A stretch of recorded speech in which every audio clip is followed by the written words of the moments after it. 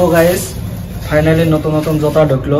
তো দেখতে পাচ্ছেন এই একটা এডিডাসের মাল আর একটা ইয়ারের মাল, নতুন নতুন কালেকশন ঢুকে গেল। একটা হবো পুমার মাল, ডিজাইনটা দেখেন কিরকম লাগছে একদম। একটা ওগি সুইচ ঢুকে গেল, দেখেন এই যে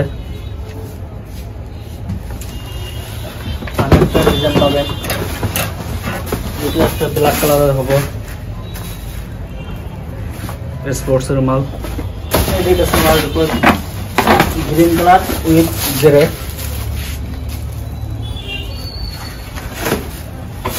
বহুত ধরনের জুতা ঢুকে গেল, যা যারা লাগে আপনারা সবাই পাওয়া যাবেন। আসলে গেলা টেনশনের সাইজ অ্যাভেলেবেল হবে।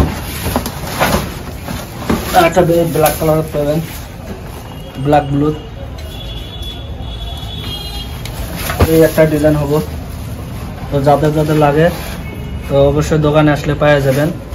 এই যে ডিজাইনগুলো হয়ে যাব দেখেন।